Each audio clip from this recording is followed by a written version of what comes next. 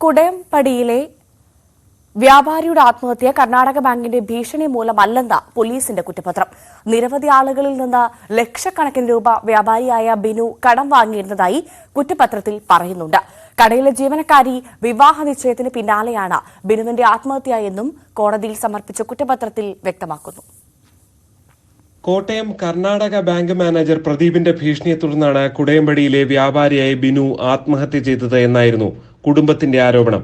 ഇതിനെ തുടർന്ന് ബാങ്ക് ഉപരോധിച്ച് ഡിവൈഎഫ്ഐയും കോൺഗ്രസും പ്രതിഷേധം നടത്തിയിരുന്നു. സെപ്റ്റംബർ 26 നടന്ന സംഭവത്തിന് പിന്നാലെ കോട്ടയം വെസ്റ്റ് പോലീസാണ് കുറ്റപത്രം സമർപ്പിച്ചത്.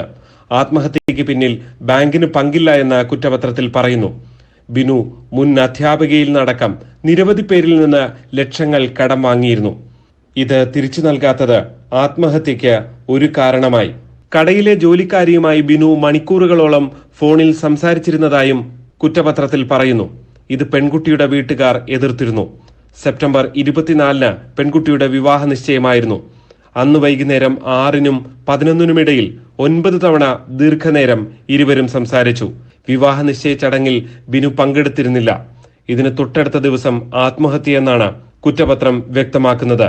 ബിനുവിന്റെ പിതാവും ആത്മഹത്യ ചെയ്യുകയായിരുന്നുവെന്നും ഇതും ബിനുവിന്റെ ആത്മഹത്യയ്ക്ക് കാരണമാകാമെന്നും പോലീസ് പറയുന്നു. സംഭവത്തിൽ മാനേജർക്കെതിരെ ബാങ്ക് അച്ചടക്ക നടപടി സ്വീകരിച്ചിരുന്നു. ന്യൂസ് 18 കോട്ടയം.